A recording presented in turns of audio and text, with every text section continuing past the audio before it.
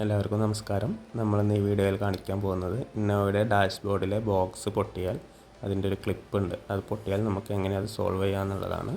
ചെറിയൊരു തട്ടിക്കൂട്ടാണ്, എന്നാലും വളരെ ഉപകാരപ്പെടും. അത് മൊത്തം ബോക്സ് മാറ്റുന്നതിന് പകരം നമുക്ക് ചെറിയൊരു സാധനം വെച്ചിട്ട് അതെങ്ങനെ സോൾവ് ചെയ്യാമെന്നുള്ളത് നോക്കാം.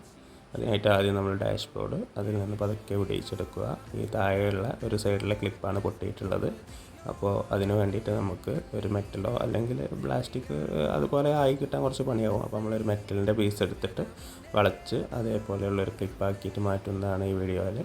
അപ്പോൾ നമ്മളതിന് വേണ്ടിയിട്ട് നമ്മൾ പട്ടികയുടെ ചെറിയൊരു പീസ് എടുത്തിട്ട് അത് കട്ട് ചെയ്ത് അത് വളച്ച് ആ ക്ലിപ്പ് രൂപത്തിലാക്കി അത് ഡ്രിൽ ചെയ്ത് ആ ഡാഷ്ബോർഡിലേക്ക് വെക്കുന്ന ഒരു ചെറിയ വീഡിയോ ആണ്.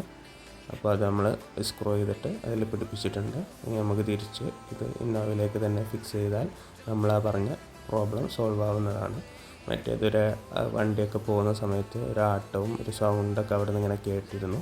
അപ്പോൾ അതിന് വേണ്ടിയിട്ടാണ് കാര്യമായിട്ട് നമ്മൾ ഇത് ഊരിയിട്ട് ഇങ്ങനെ ചെയ്യാമെന്ന് വെച്ചത്. അപ്പോൾ നമ്മൾ ഇത് ചെയ്ത് നോക്കിയപ്പോൾ അത് വിജയിച്ചിട്ടുണ്ട്. അപ്പോൾ അത് നിങ്ങളിലേക്ക് ഷെയർ ചെയ്യാണ്. അപ്പോൾ ഇനിയും ചാനൽ സബ്സ്ക്രൈബ് ചെയ്യാൻ ബാക്കിയുള്ളവരുണ്ടെങ്കിൽ ഒന്ന് സബ്സ്ക്രൈബ് ചെയ്ത് കൂടെ നമ്മളെ ബെല്ലൈക്കണും കൂടി എനേബിൾ ചെയ്താൽ നമ്മളിടുന്ന വീഡിയോകളെല്ലാം അതേസമയം നിങ്ങൾക്ക് കിട്ടുന്നതാണ്. ഇതേപോലെ ഇൻഫോർമേറ്റീവായ വീഡിയോകൾ നമ്മൾ ഇടാൻ ശ്രമിക്കുന്നതാണ്. Thank you guys.